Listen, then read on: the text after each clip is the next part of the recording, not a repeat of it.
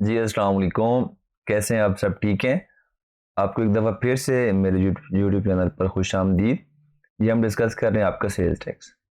तो ये जो सेल्स टैक्स के लेक्चर्स हैं ये सिर्फ इस यूट्यूब चैनल पर नहीं बल्कि जो मेरा फेसबुक पेज है उसकी जो लिंक है मेरी वीडियो के डिस्क्रिप्शन में गिवन है, उस पर भी अवेलेबल होंगे अगर आप उनको फेसबुक पर सुनना चाहते हैं या फ्यूचर में फेसबुक पर कैसी कोई पोस्ट या अपडेट जस्ट लाइक कोई स्केड्यूल वगैरह या इंपॉर्टेंट टॉपिक वगैरह की अगर कोई पोस्ट देखना चाहते हैं और आप अपडेट रहना चाहते हैं तो आप उस पेज को फॉलो ज़रूर कर लें। वो भी मेरे ही नाम का है जिस तरह का मेरा ये यूट्यूब चैनल का नेम है। जो आज के इस लेक्चर में जो हमने चीज़ डिस्कस करनी है वो आपको काफ़ी इंपॉर्टेंट टॉपिक्स हैं, आपके काफ़ी इंपॉर्टेंट कॉन्सेप्ट्स हैं, डेफिनेशंस हैं, जिसको अंडरस्टैंड करना बहुत ज़रूरी है सेल्स टैक्स के पोर्शन को करने के लिए। याद करना एक अलग चीज़ होती है, अंडरस्टैंड करना एक अलग चीज़ होती है। काफ़ी सारा सेल्स टैक्स में थ्योरी ऐसी है जो आपने न्यूमेरिकल के लिए तो लाजमी अंडरस्टैंड करनी है, लेकिन वो बाकी थ्योरी में या क्रैमिंग आपने उसकी नहीं करनी, क्योंकि उसने क्रैमिंग में उसको नहीं पूछना। अगर वो उसको पूछेगा तो या तो न्यूमेरिकल में एज ए पॉइंट या कोई प्रोविजन डाल के पूछ लेगा, या फिर वो आपको आपके जो सिनेरियो बेस्ड थ्योरी में पूछ लेगा। जब आप सिनेरियो बेस्ड चीज़ आती है तो आपने उसको वहाँ पर क्रैमिंग रिप्रोड्यूस नहीं करनी होती, बल्कि जो वो कॉन्सेप्ट है, जो अंडरस्टैंडिंग है, आपने वो अप्लाई करके उसका आंसर देना होता है। तो मैं आपको साथ साथ बताऊंगा कि ऐसी कौन सी चीज़ें हैं जो आपको क्रैम नहीं करनी या आपको याद नहीं करनी, एंड ऐसी कौन सी चीज़ें जो आपने सिर्फ एक दफ़ा पढ़नी और इग्नोर कर देनी है, ठीक है। और ऐसी कौन सी चीज़ें जो आपने अंडरस्टैंड भी करनी है और क्रैम भी करनी है, हम वो भी देखेंगे। जो आज हम सबसे पहली चीज़ डिस्कस करनी है वो है कि गुड्स। मैंने आपको कल लास्ट लेक्चर में बताया था कि लॉ कहता है, सेल्स टैक्स लॉ कहता है कि जब कोई पर्सन गुड्स की सप्लाई करेगा, जब मुझे गुड्स ही नहीं पता कि गुड्स क्या हैं तो आगे मैं बढ़ ही नहीं सकता। तो लॉ ने, सेल्स टैक्स लॉ ने आपकी जो गुड्स की डेफिनेशन बता दी है। अगर वो गुड्स की डेफिनेशन ना बताता तो जो हमारे नॉलेज में या डिक्शनरी में जो जनरल डेफिनेशन है गुड्स की, हम वो कंसिडर करते हैं, लेकिन लॉ ने आपको बता दिया कि सेल्स टैक्स एक्ट के लिए पाकिस्तान में गुड्स जो जो हैं वो ये होंगी जिस पर आपने सेल्स टैक्स चार्ज करना है। तो सबसे पहले हम डिस्कस करते हैं कि जनाब ये गुड क्या है। तो आपका जो 2.3 है कंटेंट आपकी बुक का, वो कहता है द टर्म गुड्स। अब गुड्स क्या है? वो कहता है goods include every kind of movable property. Every kind of movable property मतलब यह है कि सेल्स टैक्स में इमूवेबल प्रॉपर्टी नहीं है। अगर आप कोई इमूवेबल प्रॉपर्टी सेल करते हैं जस्ट लाइक लैंड या बिल्डिंग, तो उस पर सेल्स टैक्स चार्ज नहीं करना। यहां पर एक चीज एक्सक्लूड होगी, अपने पास नोट्स बनाते जाएं। लेकिन उसने कुछ एक्सेप्शन बता दिए हैं कि इन 4 एक्सेप्शंस के अलावा जो भी मूवेबल प्रॉपर्टी की सप्लाई हो रही होगी उस पर सेल्स टैक्स चार्ज करना है। अब सप्लाई क्या होती है, सेल्स टैक्स कैसे चार्ज करना है, वो हम आगे चलकर देखेंगे। अभी जो गुड्स हैं वो हम देखते हैं। जो पहली एक्सेप्शन है वो है एक्शनेबल क्लेम्स। ये उस टाइम पर आपकी गुड्स नहीं होते, आपकी वो सप्लाई या सेल नहीं होते, लेकिन फ्यूचर में जाकर वो सेल हो जाते हैं, सप्लाई बन जाते हैं। तो जिस डेट पर फ्यूचर में वो सप्लाई बनेंगे तब वो हम देखेंगे, लेकिन आज की डेट पर वो एक्शनेबल क्लेम्स हैं। जैसे कि गिफ्ट वाउचर्स, जब कोई बिजनेस गिफ्ट वाउचर्स इशू करता है, अगर आपके पास एक वाउचर है, अगर आपने वाउचर इशू किए हैं, जब तक वो वाउचर रिडीम नहीं होता, जैसे कि आप देखते हैं कि काफी सारे ब्रांड्स हैं जो गिफ्ट वाउचर्स या डिस्काउंट वाउचर्स, कूपन वगैरह इशू करते हैं, तो हालांकि वो उन्होंने इशू कर दिया, वो कस्टमर के पास राइट है कि वो गुड्स या वो जो रेलेवेंट जो भी ब्रांड की चीज है वो उसको ले सकता है। लेकिन जब तक वो कस्टमर, वो पर्सन जिसकी ऑनरशिप में वो वाउचर है, एक्शनेबल क्लेम है, वो उस बिजनेस के पास, उस ब्रांड के पास जाकर उसको वो रिडीम नहीं करवा लेता, जो नॉर्मली मैंने यूज किए हैं वाउचर मैं आपको बता देता हूँ। जो आपका बास्किन रॉबिन जो एक आपका आइसक्रीम का ब्रांड है, उसके काफी सारे मैंने वाउचर यूज किए हैं। तो जब तक वो आइसक्रीम जाकर आप ले नहीं लेते उस डिस्काउंट वाउचर के अगेंस्ट, जब तक वो वाउचर रिडीम नहीं हो जाता तब तक वो गुड्स में नहीं आएगा, ठीक है। तो इसीलिए जो एक्शनेबल क्लेम्स हैं वो आपकी गुड्स में उन्होंने एक्सक्लूड कर दी है। जी मनी कहते हैं जनाब, जो के हालांकि जो मूवेबल गुड है, आपको जो सिक्का है या आपका जो नोट है, करेंसी है, तो लोग कहते हैं कि जो मनी है अगर वो आप लेन देन करते हैं, लेते देते हैं, तो वो भी आपकी जो है वो गुड नहीं है, मतलब मनी पर भी आपका जो सेल्स टैक्स है वो चार्ज नहीं होगा। नेक्स्ट है आपके शेयर्स एंड सिक्योरिटी स्टॉक्स वगैरह। लिस्टेड कंपनी के जो शेयर्स हैं जो मार्केट में ट्रेड हो रहे होते हैं, आप परचेज करते हैं, आप सेल करते हैं, ठीक है। प्राइवेट कंपनी के शेयर्स हैं, और जो गवर्नमेंट है वो आपको बहुत से बॉन्ड्स वगैरह जिसको हम टर्म फाइनेंस सर्टिफिकेट्स भी कहते हैं जो आप इशू कर रहे हो, जो हमने कैपिटल गेन में चीजें पढ़ी थी सिक्योरिटीज के अंदर, वहाँ ये उनकी बात हो रही है।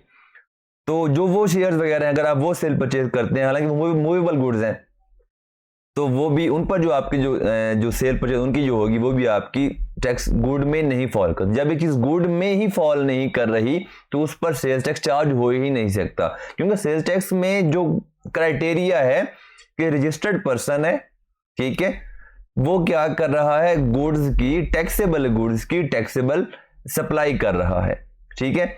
जब एक चीज गुड्स में से ही निकल गई तो मतलब वो सेल्स टैक्स जो पूरा लॉ है उसके स्कोप में फॉल नहीं करती।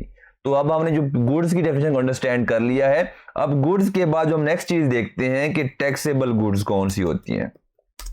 अगर हम पहले पढ़ लेते हैं कि आपकी जो स्कोप है सेल्स टैक्स का, उन्होंने उसमें क्या लिखा हुआ है, उसके बाद हम फर्दर स्टेप बाय स्टेप आगे चलते हैं। अगर आप अपने 3.1 में आए जिसमें उन्होंने बताया हुआ स्कोप, ठीक है, sales tax at the rate of 17%। जो आपका सेल्स टैक्स है उसका जो नॉर्मल फ्लैट रेट है वो 17% है, अनलेस अदरवाइज स्पेसिफाइड। अगर लॉ ने किसी पॉइंट पर कह दिया है कि जो ये वाली गुड्स हैं, मतलब जो आपकी ग्लासेस हैं, उन पर जो सेल्स टैक्स चार्ज होगा वो होगा 10% पे, ठीक है। या फॉर एग्जांपल वो कह देते हैं कि जनाब जो लैपटॉप्स हैं, जो आईटी इक्विपमेंट्स हैं, उन पर जो सेल्स, जब आप उसको सेल करेंगे उन पर आप सेल्स टैक्स चार्ज करेंगे 3% पे। वो उन्होंने स्पेसिफाई कर दिया एक गुड, ठीक है, और उन्हें स्पेसिफाई कर दिया एक रेट। जब तक अगर लॉ ने कोई गुड्स या रेट स्पेसिफाई नहीं किया हुआ किसी गुड्स के लिए, तो वो गुड किस रेट पर चार्ज होगी, 17% पर चार्ज होगी, जो आपका नॉर्मल, जिसको हम क्या कहते हैं, नॉर्मल रेट या फ्लैट रेट कहते हैं। तो लॉ कहता है कि सेल्स टैक्स जो आपका है वो 17% पर चार्ज होगा। कैसे? On the value of. अब वैल्यू भी हम डिटरमिन करना सीखेंगे कि वैल्यू किस तरह से डिटरमिन करनी होती है। Value of taxable supplies. Taxable supplies उन्होंने कह तो दिया कि आपने टैक्सेबल सप्लाई पर सेल्स टैक्स चार्ज करना है, लेकिन टैक्सेबल सप्लाईज हैं क्या? इसलिए आपको मैंने स्टार्ट में कहा था कि सेल्स टैक्स के लिए इंपॉर्टेंट है कि आपने उसकी थ्योरी को अंडरस्टैंड करना है। याद करने से ज्यादा थ्योरी जरूरी है आपको अंडरस्टैंड करना, ठीक है ना। टैक्सेबल सप्लाईज, पहले हम देखेंगे सप्लाई क्या होती है, फिर हम देखेंगे कि टैक्सेबल सप्लाई क्या होती है, ठीक है। Made by A registered person. अब यहां पर एक और कंडीशन क्या है कि रजिस्टर्ड पर्सन होना जरूरी है, सिर्फ पर्सन नहीं, रजिस्टर्ड पर्सन। अगर रजिस्टर्ड पर्सन टैक्सेबल सप्लाईज करेगा in the course of any taxable activity. अब टैक्सेबल एक्टिविटी क्या होती है, जब तक हमें ये भी नहीं पता होगा तो हम, जब हमें पहले वाली दो चीजें पता हो, जब हमें थर्ड चीज का नहीं पता तो हम पूरा क्राइटेरिया जो है वो हम उसका टेस्ट कर ही नहीं सकते कि क्या ये हमने सेल्स टैक्स चार्ज करना है कि नहीं करना, ठीक है। Carried on by him and goods imported into Pakistan. अगर आपने गुड्स को पाकिस्तान में इंपोर्ट किए हैं पहली दफा, उस पर आपने क्या करना है, सेल्स टैक्स पे करना है। तो आप जो सेल्स टैक्स चार्ज हो, तो गुड्स तो सारी हैं, ठीक है, तो जो सेल्स टैक्स चार्ज होगा अगर आपने टैक्सेबल सप्लाई की है टैक्सेबल गुड्स की, तो फिर सेल्स टैक्स चार्ज करना है। टैक्सेबल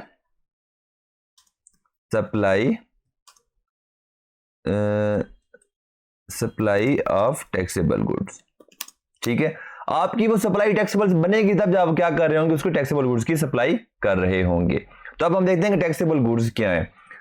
बाय डिफॉल्ट जनरली जो जनरल रूल है, आपकी सारी गुड्स, जो भी गुड्स की डेफिनेशन में, जो गुड्स की डेफिनेशन क्राइटेरिया मीट कर रही है वो टैक्सेबल है। लॉ कहता है कि आप जितनी भी गुड्स हैं वो टैक्सेबल हैं, अनलेस कि मैं नाम बताकर भी नाम बता दूं कि जनाब ये जो प्रोडक्ट है, ये जो गुड है, ये आपकी टैक्सेबल नहीं है। अगर एक चीज टैक्सेबल नहीं है तो वो क्या होती है, एग्जेम्प्ट होती है। तो उसने जो आपकी डेफिनेशन दी आपकी बुक के अंदर, हम दोबारा 2.3 पर जाएं, उसमें वो कहता है taxable goods mean all goods other than those which have been exempted, ठीक है। लॉ ने आपका एक गुड सेक्शन है, सेक्शन 13, उसमें बता दिया कि कौन सी गुड्स आपकी एग्जेम्प्ट है, जिन पर आपने सेल्स टैक्स चार्ज नहीं करना, उसके अलावा आपने सारी गुड्स पर क्या करना है, सेल्स टैक्स चार्ज करना है। हम यहां पर देख लेते हैं एग्जेम्प्ट, सॉरी हम सप्लाईज की बात हो रही है, टैक्सेबल गुड्स। टैक्सेबल गुड्स हमने देखनी है, उसके अलावा जो भी गुड्स हैं वो सारी जो उन्होंने बता दिए कि ये एग्जेम्प्ट हैं, उनके अलावा सारी जितनी भी होंगी वो आपकी क्या होंगी, टैक्सेबल गुड्स होंगी। अब इसके बाद जो हमारे पास आता है वो ये आता है कि टैक्सेबल सप्लाई क्या होती है। ठीक है, taxable supplies means A supply of taxable goods. हमने टैक्सेबल गुड्स देख लिया कि टैक्सेबल सप्लाई क्या होती है, मींस ए सप्लाई। अभी हमने सप्लाई नहीं देखी, सप्लाई हम बाद में देखेंगे। ठीक है, वो थोड़ी सी ब्रॉडर डेफिनेशन है, थोड़ी सी कॉन्सेप्चुअल है, क्योंकि आपकी सप्लाई की डेफिनेशन में 4 से 5 पॉइंट बन जाते हैं आपके न्यूमेरिकल, कम से कम न्यूमेरिकल के लिए, जो आपके पेपर में आराम से आ सकते हैं। अगर वो इन डेप्थ जाए बहुत ज्यादा पॉइंट बन सकते हैं, जो कि फाइनल में जाएगा वो कैफ लेवल पे 2-3 पॉइंट्स हो, आपकी जो सप्लाई की डेफिनेशन है उससे वो क्या कर रहा होता है, टेस्ट कर रहा होता है। Taxable supply means supply of taxable goods made by an importer. अगर मैन इंपोर्टर आप दो तरह के होते हैं, एक होता है कमर्शियल इंपोर्टर, एक होता है manufacturer importer. Mean commercial importer वो है जो उसने गुड्स फिनिश गुड्स पर इंपोर्ट की एंड अपना मार्जिन या मार्कअप जो भी प्रॉफिट का पोर्शन है वो ऐड किया एंड मार्केट में सेल कर दिया। अगर वो इंपोर्टर है, उसने कोई टैक्सेबल सप्लाई की है, मतलब क्या सप्लाई ऑफ टैक्सेबल गुड्स किया है, तो उसने क्या करना है, by an importer, manufacturer, wholesaler. Wholesaler में दो तरह के होते हैं, डीलर भी होता है, आपका सिंपल होलसेलर भी होता है। ठीक है, डिस्ट्रीब्यूटर और रिटेलर। अब रिटेलर कौन होते हैं, जो जो एंड कंज्यूमर को गुड्स बेच रहे होते हैं। डिस्ट्रीब्यूटर भी रिटेलर हो सकता है कि वो गुड्स आगे बेच रहा हो, रिटेलर को भी बेच रहा हो और आगे एंड कंज्यूमर को भी बेच रहा हो। जो आपका होलसेलर है या आपका जो डीलर है वो भी क्या कर सकता है, वो आपका एज ए होलसेलर भी काम कर सकता है, एज ए रिटेलर भी काम कर सकता है। ठीक है, रिटेलर किस तरह कि वो एक ही गुड को एंड कंज्यूमर को भी बेच रहा हो, ठीक है, और वो उसी गुड को आगे डिस्ट्रीब्यूटर्स को भी बेच रहा हो, ठीक है, या रिटेलर्स को भी बेच रहा हो। इस तरह से ये चीजें काम कर रही होती हैं। और retailer other than supply of goods which is exempt. अगर आपने सप्लाई की है टैक्सेबल गुड्स की, क्योंकि आपको पता है टैक्सेबल गुड्स कौन सी हैं, वो गुड्स जो एग्जेम्प्ट नहीं है वो क्या है, टैक्सेबल गुड्स है। ठीक है, under section 13 and include supply of goods chargeable to tax at the rate of 0%। अभी मैंने आपको स्कोप ऑफ टैक्स में कहा था कि टैक्सेबल गुड्स पर जो फ्लैट रेट है वो 17% है। हाँ, लॉ के पास, गवर्नमेंट के पास इख्तियार है, अथॉरिटी है कि वो उन पर जो टैक्स का रेट है वो 17 से 5%, 3%, 2% या 0% भी कर सकती है। अगर 0% भी रेट लग रहा है, इसका मतलब ये नहीं है कि वो एग्जेम्प्ट हो जाती है, वो फिर भी आपकी टैक्सेबल गुड ही होती है, लेकिन वो टैक्स हो रही होती है एट 0%। उनको हम कहते हैं जीरो रेटेड सप्लाईज। ठीक है, एग्जेम्प्ट सप्लाईज वो हैं जिन पर आपने सेल्स टैक्स चार्ज ही नहीं करना, जो उन्होंने बता दिए। मतलब क्या हुआ, जो गुड्स हैं दो तरह की हैं, ठीक है, टैक्सेबल गुड्स, एग्जेम्प्ट गुड्स। आप जो सप्लाई कर रही होंगे तो मतलब क्या हुआ, जाहिर सी बात आपने एक गुड की सप्लाई करनी है। अगर आप टैक्सेबल गुड्स की सप्लाई करेंगे तो आपकी टैक्सेबल सप्लाई हो जाएगी, अगर आप एग्जेम्प्ट गुड्स की सप्लाई करेंगे तो वो आपकी एग्जेम्प्ट सप्लाई हो जाएगी। तो अगर हम फर्दर डिटेल में जाएं, जो आपकी टैक्सेबल सप्लाई है वो आपकी होती है फर्दर फिर दो कैटेगरी में डिवाइड हो जाती है। सप्लाई जो कि 0% पर टैक्स हो रही है, उन गुड्स की सप्लाई जिन पर टैक्स का रेट है 0%, उनको हम कहते हैं जीरो रेटेड सप्लाई, हालांकि ये टैक्सेबल सप्लाई है। एंड दूसरी सप्लाई है वो सप्लाई जिस पर कोई ना कोई रेट लग रहा होता है, 2%, 5% या नॉर्मल फ्लैट 17%, वो आपकी क्या होती है, नॉर्मल टैक्सेबल सप्लाई उसको हम कहते हैं। ठीक है, तो ये आपकी क्या आती, टैक्सेबल सप्लाई थी। अब हमने जो नेक्स्ट डिस्कस करनी है वो आपकी है सप्लाई एंड फिर आपकी है टैक्सेबल एक्टिविटी। सप्लाई की जो डेफिनेशन थोड़ी डिटेल में है वो हम क्या करेंगे, आपकी जो नेक्स्ट वीडियो है उसमें डिटेल में डिस्कस करेंगे।